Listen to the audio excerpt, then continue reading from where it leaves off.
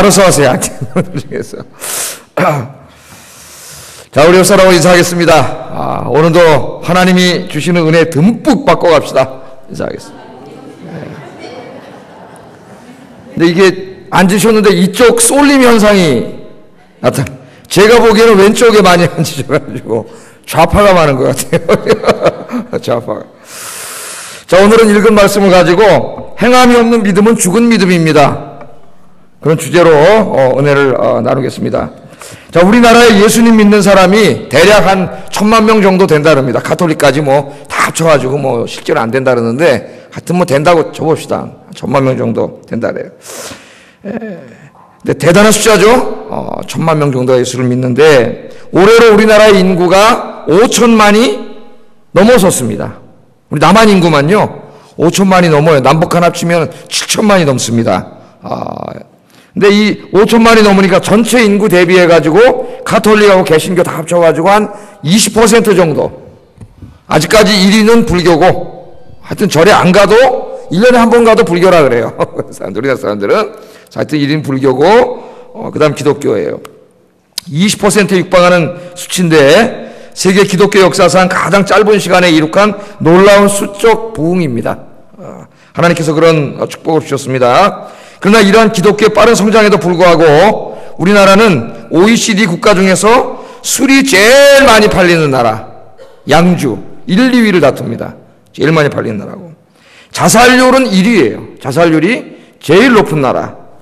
또 부패지수가 OECD에 속해 있는 34개 국가 중에서 27위입니다. 27위. 그 이상하지 않습니까, 여러분?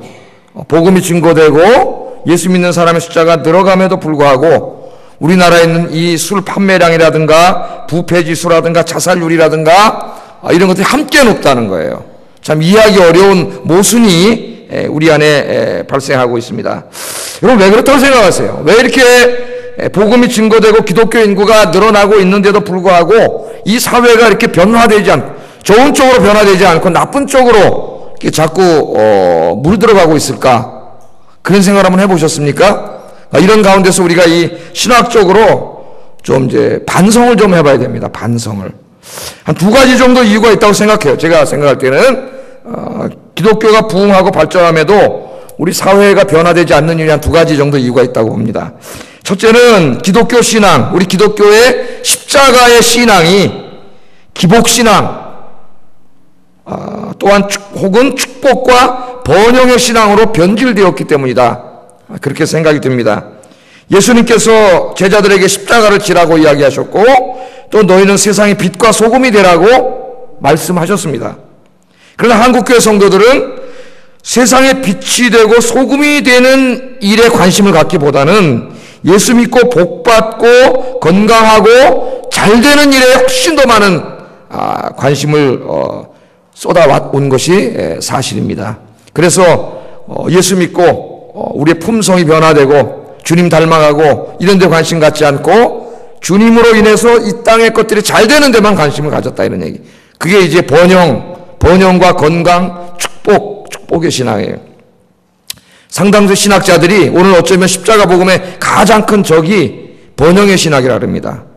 예수 믿고 잘 되는 이 번영의 신학, 이게 가장 큰 적이라 그래요. 자, 두 번째는 이신칭의 복음의 왜곡된 이해라고 생각이 되어져요. 이신칭의가 뭐예요? 믿음으로 의롭게 된다는 거죠. 믿음으로. 우리는 우리 어떤 선한 행위로 의롭게 된 것이 아니고 믿음으로 의롭게 되고 구원받았습니다. 그게 이신칭의 믿음으로 의롭담을 받았다. 맞습니까? 예. 맞는 말이에요. 진리예요. 우리 기독교 진리인데 이 복음이 왜곡됐다는 겁니다. 우리나라에서 왜곡되어져 가지고 한국교회 성도들은 믿음으로 구원받는다는 교리를 잘못 이해하여 기독교의 구원을 행위와는 아무 상관없는 것으로 만들어버렸습니다. 그래서 우리 한국 보수교회 안에는 특별히 기독교 윤리가 굉장히 약화되어 있습니다. 우리 기독교인들이 다른 사람보다 더 도덕적이고 윤리적이어야 되고 기독교의 성품이라든가 이런 인격이라든가 이런 것들이 훨씬 더 훌륭해야 됨에도 불구하고 그런 것에는 관심을 별로 갖지 않았다는 거예요. 믿음으로 구원받으니까 내가 아무리 개떡같이 살고 죄 짓고 악을 행해도 믿음으로 구원받으니까. 맞습니까? 잘 모르겠죠. 여기까지 오니까 지금 헷갈리고 있어요. 왜곡된 이신칭의는 맞는데 이걸 잘못 이해하고 있기 때문이에요. 그 결과 한국교회는 우리 사회로부터 존경을 받는 교회가 아니라 사회 지탄을 받는 교회가 되어가고 있습니다. 하나님의 영광을 드러내는 교회가 아니라 하나님의 영광을 오히려 가리는 교회가 되고 있습니다. 특별히 예수 믿는 사람들이 사회에서 신뢰받고 존경받는 사람이 된 것이 아니고 자기밖에 모르는 고집불통, 말만 앞세우는 사람, 이기주의자들로 낙인 찍혀가고 있다는 것입니다. 우리가 지금 공부하고 있는 야고보서는 이 이신칭의 복음의 왜곡된 시각을 바로잡는 데 모든 초점을 다 맞추고 있습니다. 그래서 행함이 굉장히 강조돼요. 야고보는 이런 의문점을 우리에게 제공해 줍니다. 믿음이 있는 사람이 정말 계속해서 죄 가운데 있을 수 있을까? 어떻게 생각하세요? 네가 예수님을 믿는다 하는데 정말 믿는다 하면서 계속 그 사람이 죄 가운데 있을 수 있을까요? 여러분 한번 생각을 해보세요. 한 분 하나님을 믿고 예수님의 십자가와 부활의 복음을 믿는다고 하는 사람이 정말 계속해서 악을 행할 수 있을까요? 예수님을 믿는다고 하는 사람이 정말로 가난하고 어려운 이웃을 보고 못 본 채 할 수 있을까요? 믿음이 있다고 주장하면서 행함이 없는 사람이 정말 구원받을 수 있을까요?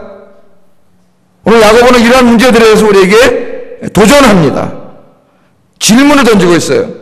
야고보는 그럴 수 없다고 말합니다. 야고보는 행함이 없는 믿음은 죽은 믿음이요, 심지어는 구원에 이르지 못하는 믿음이요, 우리를 하나님 앞에 의롭게 하지 못하는 믿음이요, 그래서 헛믿음이라고 이야기합니다. 헛믿음. 다시 말하면 행함이 없는 믿음은 믿음이 아니라는 거예요. 어떤 사람이 믿음이 있다고 입으로는 이야기하지만 삶이 동반되지 않는다면 그 믿음은 구원에 이르지 못한다는 겁니다. 오늘 야고보는 그것을 우리에게 이야기하고 있습니다. 오늘 본문을 통해서 우리를 하나님 앞에서 의롭게 하여 우리를 구원받게 하는 참 믿음, 우리를 구원에 이르게 하는 참 믿음이 무엇인가를 오늘 분명히 배우는 시간이 되기를 주의 이름으로 축복합니다. 야고보는 제일 먼저 믿음과 행함과, 잘 들으세요, 믿음과 행함과 구원의 상관성의 문제를 다루고 있습니다. 이게 지금 우리 한국교회에서 가장 혼탁한 문제예요. 지금 믿음과 행함과 구원. 보수교회인 우리 이 합동 측에서는 이 구원에 있어서 행함이 없습니다. 믿음과 구원만을 연결시켜 왔어요. 정말 과연 그런가? 우리가 한번 야고보서를 통해서 배워보겠습니다. 자, 14절을 읽어봅니다. 14절 시작. 무슨 유익이 있으리요? 그 믿음이 능히 자기를 구원하겠느냐? 그렇게 수사적인 질문을 던집니다. 내 형제들아, 만일 사람이 믿음이 있노라 하고, 누가 말하는 거예요? 자기가 나 믿어, 다 믿어, 나 믿음이 있는 사람이야, 그렇게 하는데 삶을 가만히 보면 말씀대로 안 살아요. 순종이 없어요. 행함이 없어요. 그러면 그게 유익이 있겠냐, 이게 그 사람이. 그 믿음이 그 사람을 능히 구원하겠느냐 이 말이에요. 답은 못한다는 겁니다. 못한다는. 이 헬라어의 수사법에서 부정을 예상하는 질문이에요. 구원하지 못한다는 거예요. 자, 예를 들어서 어떤 사람이 이따가 한번 생각해 보세요. 여러분 자신이라고 한번 생각을 해보세요. 그래서 이 사람이 자기는 하나님을 믿는다고 말합니다. 예수님의 십자가 대속적 죽음과 부활을 믿는다고 말합니다. 그런데 이 사람을 가만히 보니까 행함이 없습니다. 입으로는 믿음을 이야기하는데 하나님 말씀대로 살지 않습니다. 예수님을 믿는다고 하면서 여전히 거짓말하고 속이고 다투고 남을 비방하고 험담하고 음란과 쾌락을 사랑하고 탐욕과 욕심에 사로잡혀 있고 세상을 즐기는데 온통 관심을 다 두고 살아가고 있습니다. 이 사람이 정말 구원받은 사람일까요? 야고보는 그렇게 물어보는 거예요. 이 사람이 이렇게 평생을 살다가 하나님 앞에 서게 된다면 구원받아 천국에 들어갈 수 있을까요? 어떻게 생각하세요? 자기 마음속에 대답을 해보세요. 이신칭의 복음을 잘못 이해한 사람들은 그렇다고 대답할 것입니다. 구원은 믿음으로 받기 때문에 이 사람이 비록 죄를 많이 졌지만 믿음이 있으므로 구원은 받을 수 있다고 이야기합니다. 그런데 야고보는 이러한 생각이 틀렸다고 이야기합니다. 야고보는 그런 믿음이 능히 자기를 구원할 수 있느냐고 강한 부정적인 대답을 요청하는 질문을 던집니다. 대답은 그럴 수 없다. 왜 구원받을 수 없다고 이야기합니까? 오늘 본문에 두 번이나 얘기하는 게 있어요. 행함이 없는 믿음은 무슨 믿음이에요? 17절에? 17절 보세요. 무슨 믿음이라 했어요? 죽은 믿음. 26절도 보세요. 26절. 무슨 믿음이라 했어요? 죽은 믿음이라고 두 번이나 얘기합니다. 어떤 사람이 입으로는 나는 믿는다고 이야기해요. 난 다 믿는다 그래. 근데 행함이 없어요. 삶이 없어요. 그럼 야고보는 뭐라 그래요? 그거는 그 스스로가 그 믿음이 죽은 믿음임을 스스로가 증명하는 걸 보여주는 거라는 거예요.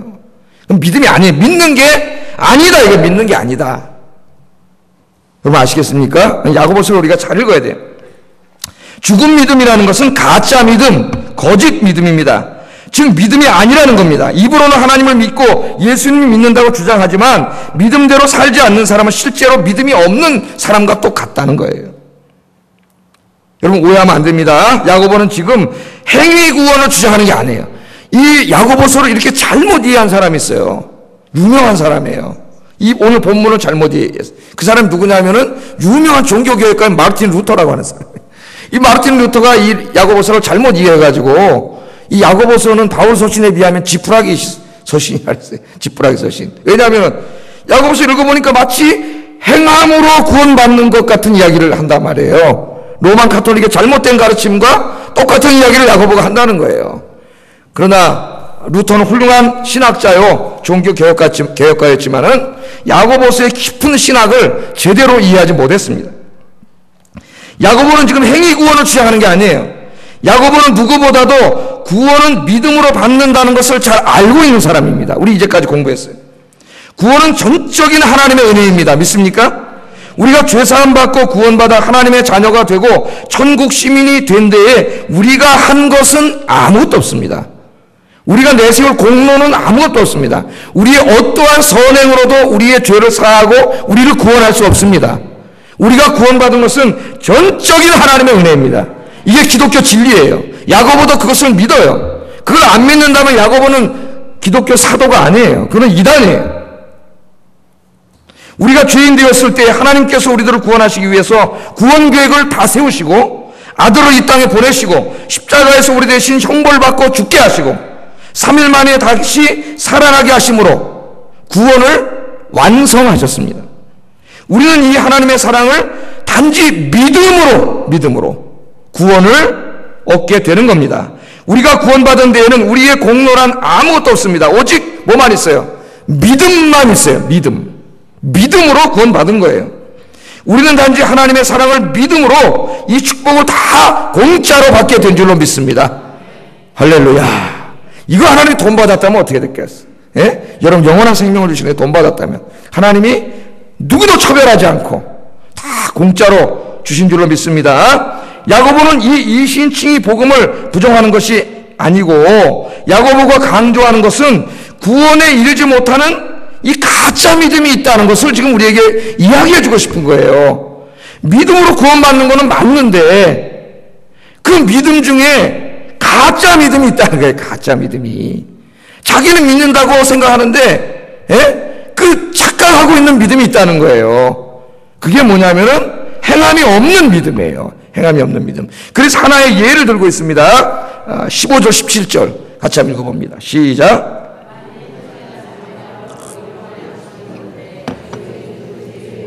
평안히 가라, 덥게 하라, 배부르게 하라 하며 그 몸에 쓸 것을 주지 아니하면 무슨 유익이 있으리요? 이와 같이 행함이 없는 믿음은 그 자체가 죽은 것이니라. 아멘.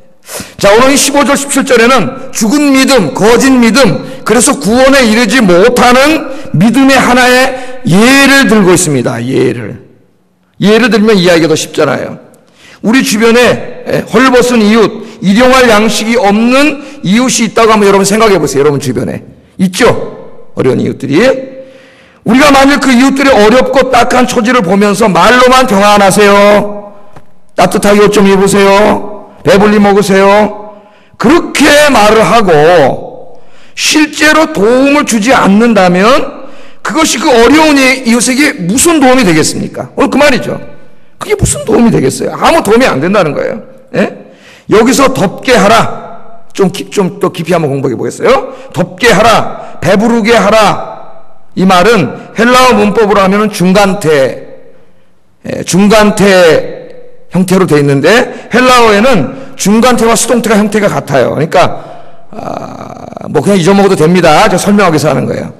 중간태로 읽을 수도 있고 수동태로 읽을 수도 있어요. 우리가 수동태는 잘 아는데 중간태라는 말은 못 들어봤어요. 영어에는 그런 게 없기 때문에 우리말에도. 중간태라는 것은 형태는 수동태로 되어 있는데 뜻은 능동태인 것을 중간태라 그래요. 중간태. 그래서 우리말 성경을 보면은 중간태로 해석을 했습니다. 그래서 어떻게 해석을 했어요? 능동형으로 해석을 했어요. 배부르게 하라, 따뜻하게 하라. 그러면 뭐라고 얘기한 것이 되는 거예요? 열심히 일하세요. 지금은 좀 어렵지만 열심히 일하시고 열심히 노동하고 이렇게 돈을 벌면 곧 이제 좋은 옷도 사서 따뜻하게 될 것이고 맛있는 음식도 많이 배불리 먹을 수 있을 겁니다. 열심히 일하세요. 그럼 될 겁니다. 이렇게 위로한 말이 되는 겁니다. 아셨죠? 그러나 이 말을 수동태로도 해석할 수가 있어요. 형태가 똑같기 때문에. 수동태로 해석하면 어떻게 될까요? 배부르게 하라가 아니라 배부르게 되는 것이고 따뜻하게 되는 거예요. 만약 수동태로 번역하면은 당신이 따뜻하게 되고 배부르게 되기를 내가 기도하겠습니다. 내가 기도하겠다는 의미가 되는 거예요. 기도하겠다는. 뭐 어떻게 해석해도 마찬가지인데 저는 수동태로 해석해야 된다고 봅니다. 그러니까 밥을 못 먹는 사람, 홀벗은 사람 찾아가가지고 아유 힘드시죠? 제가 하나님께 기도드리겠습니다. 당신 하나님 복을 주셔가지고 옷도 따뜻하게 입게 되기를 또 밥도 많이 배부르게 먹게 되기를 제가 기도하겠습니다. 그렇게 말만 하고 가버린 거예요. 그러면 지금 그 사람은 옷도 없고 헐벗고 밥을 못 먹고 있는데 그게 그 사람에게 무슨 도움이 되겠냐는 거예요. 아무 도움도 안 된다는 거예요. 바로 그게 무슨 믿음이에요? 행함이 없는 믿음. 그게 무슨 믿음이에요? 죽은 믿음이라는 거예요. 그건 믿음이 아니다. 그럼 심각해집니다. 우리에게 야고보가 이렇게 이 말씀을 우리에게 하고 있습니다. 자, 여러분 이 행함의 문제는 오늘 야고보가 이웃사랑 하나로 예를 들어서 설명했어요. 왜냐하면 인간이 제일 못하는 게 뭐예요? 남 돕는 일을 잘 못하거든요. 그래놓고도 이게 별로 이게 죄라고 생각을 안 하거든요. 그래서 야고보에 보면 이웃사랑을 실천하는 게 많이 강조되고 있어요. 하나의 예를 들은 겁니다. 그러나 행함의 문제는 비단 이웃사랑의 문제에만 국한되지 않습니다. 야고보서를 읽어보면 이미 우리는 2장에서 사람을 뭐 하지 말라 그랬어요? 차별하지 말라 그랬죠. 차별하지 않는 것. 또 3장에 보면은 뭐예요? 말을 함부로 하지 않는 것. 또 3장 뒷부분에 보면 시기하고 질투하지 않는 것. 또 4장에 보면 욕심과 탐욕에 가득 찬 삶을 살지 않는 것. 또 4장 후반부에 보면 형제를 비방하지 않는 것. 또 5장에 보면은 근로자들을 착취하고 불의를 행하지 않는 것. 이런 것들이 다 어디에 포함돼요? 우리 그리스도인들의 삶의 문제에 다 포함돼요. 하나님께서는 야고보를 통해 분명하게 말씀하고 있습니다. 어떤 사람이 하나님을 믿는다고 말하면서 이웃을 돌보지 않고 사람들을 차별하고 재물에 대한 욕심과 탐욕에 빠져 있고 형제를 비방하고 시기하고 질투하고 불의를 행하고 있다면 그 사람의 믿음은 죽은 믿음이라는 겁니다. 가짜 믿음이라는 거예요. 그 믿음이 그 사람을 능히 구원하지 못한다는 것입니다. 그런 사람은 실제로는 믿는다고 자기는 생각하지만 믿지 않는 사람이라는 거예요. 구원받지 못한 사람이라고 야고보는 강력하게 우리에게 이야기하고 있습니다. 여러분, 우리가 그 믿음과 행함과 구원이라고 하는 이 상관관계를 논할 때 꼭 생각해야 될 중요한 것이 있는데 그게 뭐냐면 성령님의 역할이에요. 성령님의 역할. 우리가 구원론을 공부할 때 이 성령론과 연관해서 잘 설명을 하지 않아서 사람들이 많이 혼돈이 옵니다. 여러분, 우리가 예수 믿음을 나의 구주로 영접해서 내가 죄사함 받고 구원을 받는 순간 내 안에 어떤 일이 벌어져요? 누가 찾아오세요? 부활하신 예수님의 영인 성령님이 찾아오세요. 성령님이. 갈라디아서 2장 20절 한번 읽어보겠습니다. 이게 참 중요합니다. 지금 믿음과 행함과 구원이라고 하는 이 문제를 이해하는데 이 말씀이 중요한 말씀이에요. 같이 한번 읽어보겠습니다. 시작.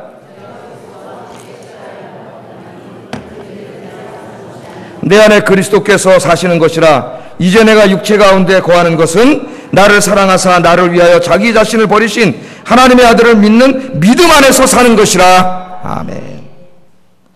자, 사도 바울이 지금 이야기를 하는데 우리가 예수님을 믿을 때에 어떤 일이 벌어져요? 내가 예수님을 나의 구주로 영접할 때에 어떤 일이 벌어져요? 나의 옛사람이, 내 안에 있는 옛자가, 죄 짓고 살던 옛자가 어떻게 됐다고요? 십자가에 못 박혀져요. 못 박혀져. 그래서 예수님과 함께 어떻게 된다고요? 장사 지낸 바 되는 거예요. 여러분이 정말 예수님을 구주로 영접했다면 여러분의 죄 짓고 살던 옛사람은 이미 십자가에 못 박아 장사 지낸 사람인 줄로 믿습니다. 잘 알아야 돼요. 그럼 나는 죽었어요. 내 안에. 나는 죽었어요. 그러면 누가 거기 와 계세요? 옛자는 죽었는데 누가 찾아왔다 그래요? 내 안에 그리스도께서 사신 것이다. 그렇게 얘기해요. 그리스도께서. 부활하신 그리스도께서 그의 영이신 성령으로 내 안에 찾아오셔서 내 안에서 어떻게 하고 계신다고요? 살고 계신다는 거예요. 살고 계세요. 여러분 안에 누가 살고 계세요? 성령님이 살고 계세요. 부활하신 주님이 성령님으로 여러분 안에 찾아오셔가지고 여러분 안에서 살고 계신다. 그렇게 바울은 이야기하고 있습니다. 자, 부활하신 예수님께서 우리 안에 살고 계세요. 지금 나의 옛자는 죽고 내 안에 여러분 성령님이 찾아오셨어요. 그래서 여러분 성령 받는 것을 에베소서에 보면 술 취하는 것과 대조해서 이야기하죠. 술 취하지 말라. 이는 방탕한 것이니 성령의 충만함을 받으라. 여러분 술을 먹으면 어떻게 돼요? 술 안 먹어보셔가지고 잘 혹시 또 옛날에 먹어보셨을지도 모르는 술 먹으면 어떻게 될까요? 알코올이 들어와가지고 술 먹으면 어떻게 돼? 내가 변화돼요. 변화. 예? 그래서 술 안 먹으면 말도 하나도 안 하던 사람이 술 먹으면 갑자기 말도 많아지고 용기도 없던 샌님 같은 사람이 막 소리를 지르고 그래요. 우리 옛날에 저희 돌아가신 이모부님도 보면 한경도 분인데 술 안 잡수실 때는 한마디도 안 하십니다. 완전 젠틀맨이에요. 알코올이 딱 들어가면 그 다음부터는 이 갓나 새끼 양동에 이 담배로 피고 술을 먹소 그러면서 이제 막 나와요. 잘 보세요. 왜 하나님이 술과 성령을 비교했는지. 술이 들어가면 그 사람 변화돼요. 알코올이 변화시켜요. 여러분 성령이 들어오시면 이와 같은 변화가 일어나요. 술이 들어가면 나쁜 쪽으로 변하지만 성령이 들어가면 좋은 쪽으로 변화가 되는 줄로 믿습니다. 성령이 내 안에 거하시면서 뭐를 싫어할까요? 죄를 싫어하게 하셔요. 죄는 그 모양도 본받지 않게 하셔요. 악한 말은 입 밖에도 내지 않게 하세요. 또한 성령께서는 우리 안에 사시면서 거룩함에 대한 열망을 주세요. 의로운 삶에 대한 소망을 주세요. 막 다른 사람을 사랑하고 싶고 나누어주고 싶고 정의를 행하고 싶고 막 그런 갈망을 우리 마음에 주신다고. 누가? 성령이. 하나님 우리 안에 들어오셨으니까 그런 변화가 일어나는 거예요. 예? 여러분 안에 성령이 정말 들어오셨다면, 여러분이 정말 믿는다면 성령이 들어오세요. 여러분 안에 이미 들어와 계셔요. 그 성령이 나를 변화시켜서 죄를 싫어하게 만들고 악을 싫어하게 만들고 남을 비방하고 욕하고 험담하고 시기하고 질투하고 나밖에 모르고 탐욕과 욕심을 부리고 쾌락을 사랑하고 이런 마음을 싫어하게 하신다고. 싫어하게. 왜? 하나님이 그걸 싫어하시잖아요. 하나님이. 그리고 거룩하고 의롭고 사랑을 실천하며 살고자 하는 그런 거룩한 열망을 우리 안에 막 누가 주세요? 하나님 주세요. 근데 오해하지 마세요. 예수 믿는 사람은 다시는 죄 짓지 않는다는 말이 아닙니다. 우리가 경험하는 것처럼 그리스도인들도 죄를 짓습니다. 여러분 죄 안 짓는 사람 Raise your right hand. 죄 안 짓는 사람 손 들어보세요. 아무도 없어요. 아무도. 우리는 다 죄를 져요. 그러면 뭐가 달라진 거예요? 우리 성령이 들어오시기 전과 성령이 들어오신 다음에. 성령이 들어오신 다음에는 우리가 연약함 때문에 죄를 지을 때도 있지만 성령님께서 우리 마음속에 우리가 죄를 지으면 막 싫어하시고 막 안타까워하세요. 막 우리를 괴롭게 하세요. 그래서 조그만 죄를 져도 어떻게 막 안타깝고 괴로워서 회개하지 않고는 견딜 수 없는 마음을 우리에게 주신다고. 할렐루야. 내가 누구를 조금 미워했거나 누구를 시기했거나 질투하는 마음이 안 들을 수 없습니다. 우리 마음, 제 마음에도 들어요. 저도 하루에 12번도 들어요. 그러나 그때마다 성령님이 막 어떻게 해요? 네가 목사냐 임마, 네가 설교하는 놈이냐, 네가 하나님의 아들이냐, 막 이런 마음을 주셔가지고 어떻게 괴롭게 하고 그것 때문에 기도하게 하고 철저하게 회개하게 한다는 거예요. 그게 달라진 거예요.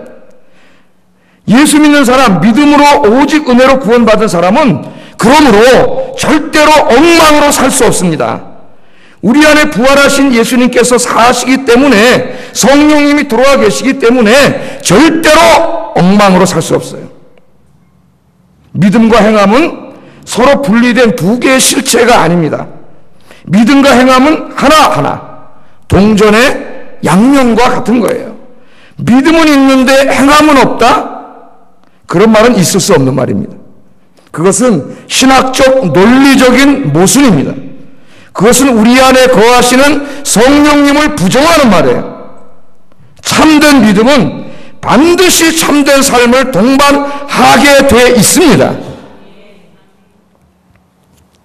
여러분 믿습니까? 비록 내가 연약해서 완전하게는 못 살지만 죄를 졌을 때는 하나님이 막 나를 괴롭게 하고 회개하게 만들고 막 그래서 다시 의를 행하게 만든다는 거예요. 완전하다는 게 아니라. 그런 표시가 자기에게 있습니까? 그럼 여러분 구원받은 사람, 여러분 믿음 참 믿음이에요. 그런데 내가 입으로는 믿는다 하지만 여전히 이 모든 죄악을 다 행하면서도 양심의 가책도 없고 죄책감도 없고 두려워하는 마음도 없고 통의 자복도 없고 계속 그 죄악을 행하고 있다면은 그 믿음은 죽은 믿음이 아니라는 거예요. 착각하고 있다는 거예요. 믿음이 아니에요. 그거는 그 안에 성령님이 없음이 분명합니다. 구원받지 못한 사람이에요. 틀림없는 사실입니다. 그렇지 않다면 성령은 다 거짓말이에요. 가짜예요.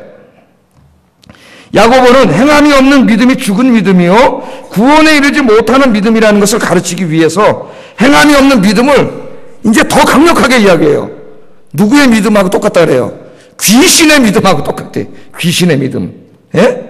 18절 19절 읽어보겠습니다. 시작.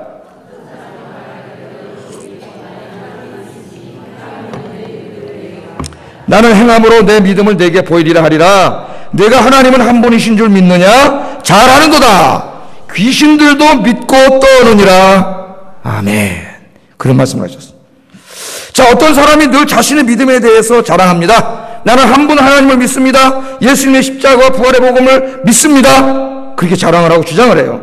그러나 그 사람을 보면 삶이 없어요. 말씀대로 사는데 관심 없어요. 행함이 없어요. 늘 죄짓고 그렇게 살아요. 믿음대로 살지 않습니다. 어려운 인수를 받아 돕지도 않습니다. 야고보는 그런 사람들의 믿음은 누구의 믿음하고 똑같다고요? 귀신들의 믿음하고 똑같대요. 귀신들.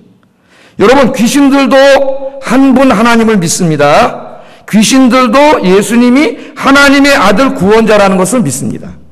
그러나 귀신들은 회개하지 않습니다. 순종하지 않습니다. 계속해서 하나님을 대적하고 불순종합니다. 귀신들의 반응이라고 하는 것은 오직 하나님의 종말론적인 심판을 두려워하여 떨고 있는 것뿐이에요. 떨고 있는. 귀신들은 하나님을 우리보다 더 잘 알고 있어요. 여러분 아세요? 봤잖아요. 다 보고 있잖아요. 하나님이. 우린 못 봤지만은. 예수님께서 이루신 구원도 잘 알고 있습니다. 그러나 귀신들은 인격적으로 하나님을 받아들이지도 않고 순종하지도 않습니다. 그러므로 귀신들의 믿음은 구원에 이르지 못합니다. 행함이 없는 믿음이 이와 똑같다는 거예요. 행함이 없는 믿음은 믿음이 아니라 귀신들이 하나님이 누구이며 예수님이 누구인가를 알고 있는 정도, 지식에 불과하다는 거예요. 지식에. 그러므로 야고보는 이렇게 결론을 내립니다. 20절 한번 읽어보겠습니다. 시작. 아멘. 얼마나 이 뭐라 그래요? 허탄한 사람아. 입으로는 믿는다고 얘기하는데 행함이 없는 사람을 보고 그러면서 자기가 구원받았다고 하는 사람을 보고 너무 안타까워가지고 야고보가 뭐라 그래요? 이건 뭐의 감탄사예요. 이 허탄한 사람아. 허탄한 사람. 행함이 없는 믿음이 헛것인 줄 알지 못하는 자. 헛것인 줄. 헛것이라는 거, 헛것. 아무짝에 쓸모없다는 거예요. 여러분. 평생 교회 다녀봤자 그런 믿음은 헛것이라는 거예요. 헛다녔다는 거예요. 헛다녔다는 거예요. 너무 불쌍해가지고 이 허탄한 사람아, 이 불쌍한 사람아, 행함이 없는 믿음이 헛것이고 네가 그렇게 살다가 하나님 앞에 서면 넌 심판받아 지옥 가는 걸 왜 알지 못하느냐, 그렇게 얘기하는 거예요. 여러분, 이 말씀을 우리가 제대로 이해하고 받아들인다면은 오늘 1,000만 명이 넘는 한국 사회가 엄청나게 변화됐을 겁니다. 엄청나게. 여러분, 믿음 안에서 여러분의 옛사람을 십자가에 못 박아 장사 지내고 성령의 인도하심을 따라 날마다 사랑을 베풀고 정의를 행하고 거룩한 삶을 살아가는 진짜 믿음의 사람이 되시기를 주의 이름으로 축복합니다. 자, 제가 지금 얼굴이 뻘개지면서 성령님이 충만해가지고 지금 설교를 했는데, 야고보는 자신의 설교를 여기서 끝내지 않았습니다. 꼭 끝낸 것 같은데 끝내지 않았어요. 왜냐하면 이 왜곡된 이신칭의복음을, 이신칭의복음을 잘못 이해하는 뿌리가 너무나 깊기 때문에 설교를 끝내지 않았어요, 여기서. 그리고 어떻게 해요? 자신의 논지를 더욱 탄탄히 하고 설교를 듣는 사람들을 더욱 확고히 하기 위해서 믿음의 삶을, 행함이 있는 믿음의 삶을 살았던 구약의 두 사람을 소개합니다. 소개. 그렇게 함으로 야고보는 하나님 앞에 우리들을 의롭게 하고 구원에 이르게 하는 참 믿음이 무엇인가를 이 실제적인 인물의 삶을 통해서 보여주기를 원합니다. 잘 보세요. 두 사람 누구예요? 한 사람은 아브라함이고 한 사람은 라합이에요. 한 사람은 남자고 한 사람은 여자예요. 한 사람은 존귀한 자고 한 사람은 기생이 미천한 자예요. 일부러 두 사람을 이렇게 착 택했어요. 자, 첫 번째 한번 아브라함을 놓읍시다. 아브라함. 21절, 24절 같이 한번 읽어보겠습니다. 시작. 행함으로 의롭다 하심을 받은 것이 아니냐, 내가 보거니와 믿음이 그의 행함과 함께 일하고 행함으로 믿음이 온전하게 되었느니라. 이에 성경에 이른 바 아브라함이 하나님을 믿으니 이것을 의로 여기셨다는 말씀이 이루어졌고 그는 하나님의 벗이라 칭함을 받았나니 이로보건대 사람의 행함으로 의롭다 하심을 받고 믿음으로만은 아니니라. 그렇게 말씀을 합니다. 이 말씀도 우리 이신칭의 복음화에서 읽으면 이해하기가 상당히 어려운 말씀이에요. 자, 여러분, 이스라엘 역사에서 가장 존경받는 사람이 누구냐면은 아브라함이에요. 아브라함. 왜냐하면 아브라함이 이스라엘 민족의 누구예요? 조상이에요. 이 육신적인 조상일 뿐만 아니라 믿음에도 조상이에요. 조상. 우리 조상은 누구라 그래요? 맞는지 안 맞는지 모르지만 어떤 당군이라 그러잖아요. 자, 그래서 이스라엘 사람 유대인들이요, 자기의 신학적인 주장이 옳았음을 입증하려고 할 때 항상 모델로 인용해 오는 사람이 누구냐면 아브라함이에요. 아브라함. 성경은 이렇게 말합니다. 그리고 그게 옳다는 것을 보여주려면 누구를 갖다 끌어와요? 아브라함도 그랬습니다. 이렇게 말한다는 거예요, 유대인들이. 그만큼 아브라함은 이스라엘 사회에서 절대적으로 존경받는 인물이에요. 야고보 역시 그것을 잘 알고 있기 때문에 참 믿음은 반드시 행함을 동반한다는 자신의 견해가 옳음을 입증하기 위하여 아브라함을 인용하고 있습니다. 아브라함도 그렇게 살았다. 그렇게 이야기하는 거예요. 특별히 야고보는 아브라함이 자기 아들 이삭을 제물로 드릴 때의 사건을 자기의 신학을 주장하는 증거로 제시하고 있습니다. 여기까지 이해가 되시죠? 네. 되세요, 안 되세요? 자, 야고보는 하나님이 아들 이삭을 제물로 바치라고 했을 때 이삭을 바쳤어요, 안 바쳤어요? 바친다는 건 좀 뭘 말하는 거죠? 자기 자식을 죽이는 거예요. 100살의 어떤 하나밖에 없는 자식을 하나님이 죽여서 제물로 바치라 그런 거예요. 그랬더니 아브라함이 어떻게 했다는 거예요? 그 말씀을 순종했어요. 그 말씀을 행했다는 겁니다. 순종했다는 거예요. 그래서 하나님이 그 아브라함의 행함을 보시고 뭐라고 했다고요? 의롭다고 여겨주셨다는 거예요. 의롭다고. 심지어는 의롭다고만 하신 게 아니라 또 뭐라 그러셨다고요? 나의 벗이다. 나의 친구라. 그렇게 했다는 거예요. 이야, 하나님 나의 친구.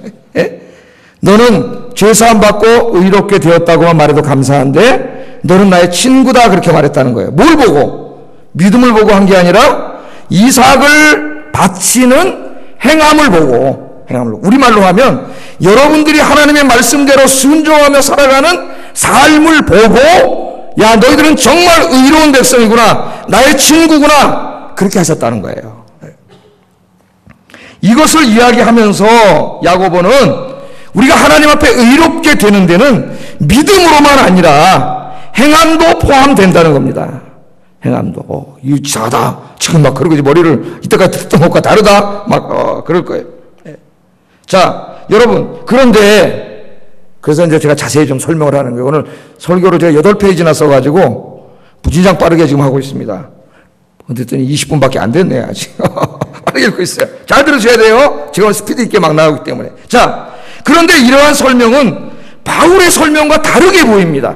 다르다 하는 게 아니에요. 다르게 보여요. 피상적으로 보면. 바울은 로마서 4장에서 똑같은 아브라함을 가져오는데 아브라함을 어떤 모델로 제시하냐 하면은 행함이 아니라 믿음으로 하나님 앞에 의롭다 함을 받은 모델로 제시합니다. 로마서 4장을 오늘 집에 가서 읽어보세요. 아브라함이 의롭다 함을 받은 것은 행함으로가 아니라 믿음으로다. 그렇게 얘기를 해요. 믿음으로다. 여기서 헷갈립니다. 우리가 성경 읽을 때. 여러분, 좀 의문점을 안 가져보셨어요? 성경 읽으면서? 그냥 시험에다 하여튼 뭔지 몰라도 이랬습니까? 네. 자, 그러면 아브라함은 바울이 말한 대로 믿음으로 의롭다함을 받은 것입니까? 아니면 야고보가 주장한 대로 행함으로 의롭다함을 받은 겁니까? 누가 맞습니까? 똑같은 사람을 다르게 지금 적용을 하고 있는. 바울과 야고보는 서로 모순되는 주장을 하고 있습니까? 그렇다면 성경은 모순투성이 책이 됩니다. 이 문제를 해결하는 것은 성경에서 가르치고 있는 이 칭의의 문제, 하나님이 우리를 의롭게 하셨다, 죄사해 주시고 구원해 주셨다고 하는 이 칭의의 문제를 해결하는 데 있어서 매우 중요합니다. 중요해요. 결론부터 말하면 바울과 야고보는 서로 다른 주장을 한 것이 아닙니다. 바울과 야고보가 사용한 여기 의롭게 됐다 할 때에 이 의의 개념은 같은 게 아니에요. 서로 다른 개념이에요. 바울이 말한 의는 네가 믿음으로 의롭게 되었다고 할 때 그 의는 우리 칭의의 첫 단계를 말하는 것이고, 그리고 야고보가 너가 행함으로 의롭게 되었다고 할 때 그 의는 칭의의 마지막 단계, 종말론적인 단계를 말한 거예요. 그게 무슨 말씀입니까? 잘 들어보세요. 좀 더 자세히 설명해 보겠습니다. 잘 들어보세요. 자, 바울은 로마서 4장에서 아브라함을 인용을 합니다. 아브라함은 행함으로 구원받은 게 아니고 믿음으로 구원받은 사람이다. 그렇게 이야기하기 위해서 아브라함을 인용을 해요. 그런데 이때 인용한 말씀이 창세기 15장 6절이에요. 창세기 15장 6절. 그게 뭐예요? 하나님이 다 100살이 다 돼가는데도 아브라함의 아기가 없어가지고 실망하고 있으니까 그때 하나님 아브라함을 찾아오셔가지고 뭐라 그래요? 야, 이놈아 바깥으로 나와봐. 이렇게 믿음이 없냐? 바깥으로 나와! 그래, 바깥으로 나가니까 너 하늘을 좀 쳐다봐라 이놈아. 하늘을 쫙 쳐다보니까 별이 그냥 막 시골에 사는 사람 알잖아요. 막 쏟아져 내려요. 바다 같은 막 은하수 별들이 다 보이는데 내가 네 후손을 이 하늘의 뭇 별들처럼 많게 해주겠다. 지금 100살이 다 돼가는데 아들 한 명도 없는데 불가능한데? 하나님 그렇게 말했어요. 그랬더니 아브라함이 어떻게 했다 그랬어요? 이 하나님의 약속의 말씀을 믿었다 그랬습니다. 믿었다. 불가능한데 믿었다는 거예요. 아브라함이 믿으니까 하나님이 그 믿음을 보시고 아브라함을 의롭다고 칭해 주셨다. 그러니까 이 신칭이잖아요. 아브라함은 이 사도 바울은 이 아브라함의 15장의 이야기를 하면서 뭘 설명하고 있냐면은 우리가 예수 믿고 구원받은 이야기를 설명을 해요. 최초의 칭이에요. 내가 죄인으로 막 마음대로 죄짓고 살아가는데 어느 날 주님이 내 인생에 찾아오셔가지고 내가 회개하고 예수 그리스도를 나의 구주로 영접했어요. 그러면 내가 예수님을 믿었어요. 그럼 그때 하나님이 어떻게 해요? 아브라함의 믿음을 보고 그를 의롭게 하신 하나님이 똑같이 나의 믿음을 보고 나를 죄를 사해 주시고 나를 의롭다 하셨다는 거예요. 바울은 그래서 아브라함은 우리가 최초로 예수 믿었을 때에 그때의 칭의의 개념을 설명하기 위해서 이 아브라함을 예로 들었습니다. 이해가 됩니까? 여러분의 인생에는 뭐예요? 쉽게 얘기하면 여러분 어느 날 막 마음대로 죄 짓고 살아가고 있는데 하나님이 친구를 통해서 가족을 통해서 나에게 찾아와가지고 복음을 전하게 하셔서 여러분이 예수님을 믿게 된 날이 있잖아요. 그 예수를 믿게 됐을 때, 여러분이 믿었을 때 하나님이 여러분의 죄를 사해 주시고 여러분을 구원해 주셨다는 거예요. 그래서 그때 여러분은 어떻게 하셨어요? 의롭다고 칭해 주셨어요. 이미 여러분은 의롭다고 칭함을 받은 사람인 줄로 믿습니다. 이 바울은 아브라함을 예로 이야기할 때에 이 최초의 칭의 사건, 이 사건을 설명한 거예요. 그런데 이 야고보는 다릅니다. 야고보는 아브라함과 달라요. 야고보는 최초의 칭의 사건이 아니라 여러분의 인생을 다 살고 언젠가는 죽어서 하나님의 심판대 앞에 설 거 아니에요. 설 거 아니에요. 그때 하나님 앞에 의롭다 하심을 받을 수 있느냐 하는 종말론적인, 칭의의 종말론적인 상태, 그때의 의를 이야기하고 있는 거예요. 다르죠? 예, 다릅니다. 그래서 이 야고보서를 읽어보면은 아브라함을 인용할 때에 바울과는 달리 창세기 22장을 인용해요. 창세기 22장. 아까 아브라함은 창세기 15장, 22장. 이 22장이 뭐예요? 바로 이삭을 제물로 드린 사건이에요. 이삭을 제물로 드리면 뭐예요? 행위잖아요, 행위. 이삭을 제물로 드린 거예요. 그거를 이야기해요. 뭘 이야기하려고? 창세기 15장 6절에서 아브라함이 하나님의 약속을 믿었다 그랬죠. 그 아브라함의 믿음이 입술만의 믿음이 아니라 진짜 믿음임을 보여준 증거가 뭐예요?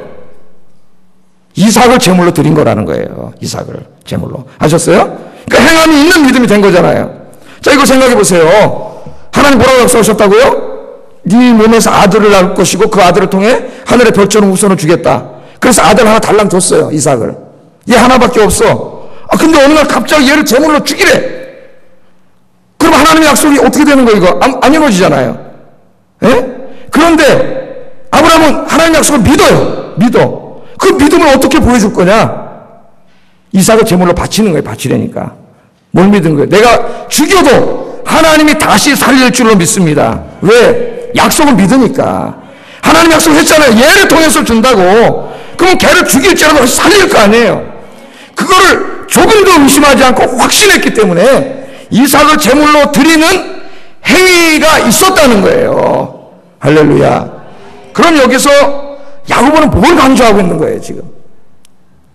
아브라함이 약속을 믿은 그 믿음, 창세기 15장 6절에 그 믿음이 진짜 믿음이었다는 거예요. 그걸 뭘 보고 알았어요? 행위를 보고 알았어요. 이삭을 제물로 바치라니까 진짜 죽여서 바치려고 했던 그 행위를 보고 알았다는 겁니다. 우리도 마찬가지예요. 똑같아요, 여러분. 나 하나님 믿어. 나 예수님 믿어. 그걸 뭘로 알아요? 진짜 믿는지. 뭘로 알아요? 여러분의 삶을 보면 알아요. 삶. 여러분의 생각과 태도와 언어와 삶을 보면 안다는 거예요. 여러분의 믿음이 진짜인지 아닌지는 여러분의 삶으로 나타난다는 거예요. 나타난다는 거예요. 아브라함이 그랬지 않느냐? 그랬지 않느냐? 아브라함이 이삭을 드림으로 그의 믿음이 진짜 믿음임을 행위를 통해서 하나님이 진짜 믿음이라고 선언해 주셨다는 거예요. 선언해 주셨다는 거예요. 여러분, 여기서 우리가 칭의론을 잠깐 공부해 볼 필요가 있습니다. 제가 다 설명했지만 칭의론 다시 설명해 볼 필요가 있어요. 칭의에는 두 가지 시제가 있다는 걸 여러분 아셔야 돼요. 두 가지 시제. 이미 여러분은 현재 시제로는 이미 칭의를 받은 줄로 믿습니다. 내가 예수를 믿을 때 예수님 나 위해서 십자가에서 대신 돌아가시고 죽으셨어요. 부활하셨어요. 주님, 나는 죄인입니다. 내가 주님을 믿습니다. 내 안에 들어와 주시옵소서. 그때 그 믿음을 보시고 하나님께서 여러분을 의롭다 칭의해 주셨어요. 이것은 법정적인 용어입니다. 성경에서 이 칭의는, 의는 대부분이 법정적인 용어예요. 재판을 하는데 판사가 딱 서가지고 다 얘기를 들어보더니 피고 차창모 무죄. 그래, 무죄. 난 죄인인데 우리 판사이신 하나님이 무죄. 그럼 뭐가 되는 거예요? 무죄가 된 거예요. 무죄라고, 의인이라고 칭의해 주신 거예요. 칭의해 주신 거예요. 이게 현재 시제예요. 그런데 칭의는 현재 시제로 끝나지 않습니다. 칭의에는 미래 시제가 있어요. 종말론적인 시제가 있어요. 그건 뭐냐면은 여러분 아직 하나님 재판 안 받았잖아요. 보증만 받은 거지. 칭의를. 재판 받을 날이 있어요. 언제? 죽어서 나중에 하나님 앞에 섰을 때 진짜 하나님 재판대 앞에 서게 돼요. 그때 거기서 진짜 칭의를 받아야 돼요. 의롭다 하심을 받아야 천국에 들어가는 겁니다. 거기서 칭의가 안 되면 지옥에 가는 거예요. 예? 야, 이거 목사님, 이거 질문을 이제 던져야 돼요, 여러분이. 아니, 그러면 우리가 지금 예수님 믿고 구원을 받았는데 그게 나중에 저 미래에 하나님 앞에 가서 취소될 수도 있는 겁니까? 그렇게 질문할 수 있겠죠? 여러분 어떠세요? 이게 좋은 질문이에요. 결론부터 말하면 한 번 받은 우리의 구원은 절대로 취소되지 않습니다. 아, 그럼 도대체 목사님 뭐예요? 절대 취소되지 않아요. 에? 그럼 뭐예요? 생각을 해보세요. 내가 지금 예수 그리스도를 구주로 영접했어요. 그래서 진짜로 내가 믿었다면, 진짜로 제가 강조합니다. 요새 기름도 가짜가 많고 참기름, 진짜 참기름, 진짜 정말로 참기름, 리얼리 정말 참기름, 가짜가 더 많아가지고. 에? 참 믿음이라면, 진짜 믿는 나의 믿음이라면 그 믿음은 뭐를 동반한다 그랬어요 아까? 삶을, 행위를 동반하게 됩니다. 그럼 여러분이 하나님 앞에 섰어요. 이제 나중에 죽었어요. 한평생 살았어요. 나는 믿는다고 생각을 했어요. 그 하나님 앞에 섰어요. 근데 하나님이 여러분의 믿음이, 여러분이 뭐 20살 때 믿었던 15살 때 믿었던 그 믿음이 진짜 믿음인가 참 믿음인가를 하나님이 판단하세요. 판단하신다고 마지막 심판 때. 그 판단의 기준이 뭐예요? 여러분이 한평생 삶이에요. 삶. 여러분의 믿음은 그냥 입으로 하는 믿음, 추상적인 믿음이 아니에요. 정말 믿는 대로 살았느냐, 정말 한 분 하나님을 믿고 예수님을 믿고 그렇기 때문에 하나님 말씀대로 살았느냐는 그 삶을 본다고요. 그 삶이 여러분 판단의 기준이에요. 기준. 삶의 기준이에요. 그래 하나님 딱 보는데 나 하나님 믿는데요? 근데 보니까 아니에요. 하나님 보니까 믿지 않았어요. 왜? 삶이 엉망진창이에요. 믿지 않았어요. 그때 그는 최종 하나님의 법정에서 칭의를 받지 못합니다. 그는 지옥에 가는 거예요. 그 말씀은 야고보서뿐만 아니라 공과 마태복음, 마가복음, 누가복음, 요한복음, 바울서서 읽어도 계속 나와요. 그런 말씀이. 그때 뭐라 그래요? 슬피 울며 이를 갈미 있으리라. 내가 선지자 노릇도 하고 귀신도 내쫓고 주의 일도 하고 그랬는데요. 불법을 행한 자들아 내가 너희를 도무지 알지 못하노라. 불법을 행했어요. 하나님 말씀대로 안 살았어요. 계속 죄를 짓고 악을 행했어요. 하나님 보니까 그 믿음이 뭐예요?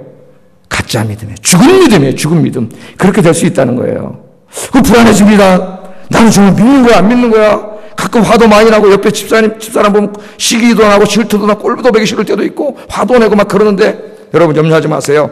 제가 아까 말했잖아요. 여러분이 진짜 믿는다면 참 믿음이라면 여러분 안에 누가 찾아오신다고요? 성령님이 찾아오세요. 그래서 여러분을 나는 의롭게 살지 못하지만 성령님이 나를 의롭게 살도록 도와주세요. 혹시 내가 인간이기 때문에 죄 안 짓는다고 안 그랬어요? 죄 져요. 저도 시기하고 질투하고 미워할 때도 있고 싸울 때도 있고 죄 져요. 그러나 성령님이 어떻게 해요? 계속해서 죄 짓지 못하게 하고 어떻게 해요?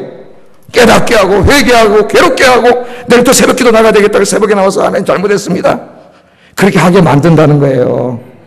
그래서 나중에 하나님 앞에 서면 비록 죄도 졌고 뭐 잘못도 많이 했지만 하나님 딱 보니까 요거는 죄질 때 회개도 했고 괴로워도 했고 정말 하나님 말씀대로 살려고 몸부림쳤고 부족하지만 그런 걸 하는 거 보시고 네 믿음 어떻게 한다고요?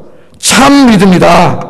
이렇게 마지막 종말론적으로 칭의 의롭다 여겨주신다는 거예요. 그래서 걱정할 게 없는 게 뭐냐면 여러분이 정말로 참말로 하나님을 믿으면 지금 여기서 예수님을 믿는다면은 여러분은 하나님 앞에 섰을 때 반드시 칭의함을 받게 되는 거예요. 할렐루야. 야고보가 지금 여기서 말하는 거는 가짜 믿음에 대해서 얘기합니다. 착각하고 있는 사람들. 자기는 믿는다고 하는데 삶이 하나도 없는 사람들, 행함이 없는 사람들, 똑같이 안 믿는 사람들 같이 죄 짓고 그렇게 살아가면서 입으로만 믿는다고 하는 그 사람들은 나중에 하나님의 심판대 앞에 섰을 때 하나님이 딱 보면은 그 믿음이 뭐예요? 죽은 믿음, 가짜 믿음이라는 거예요. 칭의함을 받지 못한다는 거예요. 못한다는 거예요. 그것을 아브라함을 통해서 이야기하는 겁니다. 왜 아브라함은 이삭을 바치는 얘기를 했을까요? 아브라함이 한평생을 다 얘기하지 않고 이삭을 바치는 사건이 아브라함 인생에 있어서 제일 중요한 사건이거든. 이삭을 바치는 사건이죠. 자기 자식을 바치라는 죽이라는 것에 순종하는 사람이라면 다른 이름은 다 순종했겠죠. 대표적인 거 하나를 이야기한 거예요. 대표적인 거. 야고보서를 읽어보면 항상 야고보서는 종말에 하나님 앞에 섰을 때 관점에서 이야기합니다. 사도 바울은 그 관점에서 얘기하지만은 최초에 예수 믿고 구원받았을 때 이야기를 많이 하잖아요. 야고보는 마지막 인생을 다 살고 하나님 앞에 섰을 때 내 믿음이 참 믿음이냐 가짜 믿음이냐 그 판결받는 게 중요하다는 거예요. 중요하다는 거예요. 그 관점에서 야고보는 오늘 이야기한 겁니다. 그러니까 바울은 구원을 받는 수단이 믿음이라는 것을 강조한 것이고, 야고보는 우리의 믿음이 진짜 믿음인가를 보여주는 증거가 행함이라는 것을 보여준 거예요. 이해가 되시죠? 예, 그것을 강조한 겁니다. 그래서 믿음과 행함은 둘이 아니 하나예요. 하나. 대개 보니까 여러분들, 저도 그렇고 예수 그리스도를 믿었습니다. 주님이 성령이 내 안에 찾아오셨어요. 그러나 아직까지 죄성이 있어가지고 저도 죄를 짓습니다. 미워하기도 하고 싸우기도 하고 다투기도 하고 거짓말 안 하려고 하는데 어쩔 때 하기도 하고 이렇게 죄를 져요. 우리가 죄를 져요. 그러나 뭐가 있어요? 성령 계시기 때문에 괴로워요. 남을 조금 미워해도 괴로워요. 집에 가서 기도도 안 되고, 그래서 회개해요. 하나님, 내가 누굴 미워했습니다. 용서해 주세요. 그래가지고 다시 나를 깨끗게 하고, 그런 게 있다는 거예요. 그런 게. 그렇게 한평생을 살게 된다는 거예요. 그럼 하나님 앞에 딱 섰을 때, 하나님 볼 때 그 믿음이 무슨 믿음이야? 진짜 믿음이다. 그러나 입으로는 믿는다고 하는데 늘 죄를 짓고 미워하고 시기하고 질투하고 욕심 부리고 쾌락을 즐기고 거짓말로 속이고 남 도와주지도 않고 이렇게 계속 사는 거야. 그냥 그렇게 양심의 가책도 없어요. 계속 그러고 사는 거예요. 그리고 입으로 믿는다 그래요. 착각이라는 거예요. 야고보가 하나님의 심판대 앞에 섰을 때 그 믿음이 죽은 믿음으로 판명돼 그 사람은 의롭다 하심을 받지 못하게 된다. 그것을 지금 아브라함을 통해서 강조하고 있습니다. 그 다음에 라합의 이야기도 마찬가지예요. 똑같아요. 근데 왜 여러분, 왜 구약에 많은 훌륭한 사람들, 모세도 있고 뭐 다윗도 있는데 왜 라합을 예로 들었을 것 같아요? 왜 라합을? 예? 첫째는 여자이기 때문에, 아까 남자를 얘기했으니까. 또는 기생이라고 강조하잖아요. 아브라함은 제일 존귀한 자고, 이 라합은 기생 출신이에요. 제일 미천한 자예요. 그러니까 남자든 여자든 가장 존귀한 자든 미천한 자든 다 마찬가지라는 거예요. 참된 믿음은 참된 행위를 반드시 포함하고, 믿음과 행위는 분리된 게 아니라 동존의 하나이고, 믿음과 행위는 하나라고 하는 것입니다. 할렐루야. 나는 믿음이 있는데 행함이 없다. 그 맞는 말이에요? 안 맞는 말이에요? 안 맞는 말이에요. 믿는데 엉망으로 살아면 천국 가요? 그 질문 자체가 안 되는 거예요. 질문 자체가. 여러분, 이제 설교를 제가 마치겠습니다. 우리는 이미 예수님을 믿음으로 죄사함 받고 구원받은 사람들이에요.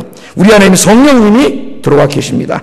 여러분 이미 구원받았으므로 여러분이 진짜로 믿었다면 마지막 하나님의 심판대 앞에서도 반드시 여러분은 구원받습니다. 할렐루야. 하나님 앞에 설 때까지 사랑을 실천하고 정의를 행하고 거룩한 삶을 사는 참 믿음의 사람이 되시기를 주의 이름으로 축복합니다. 기도하겠습니다.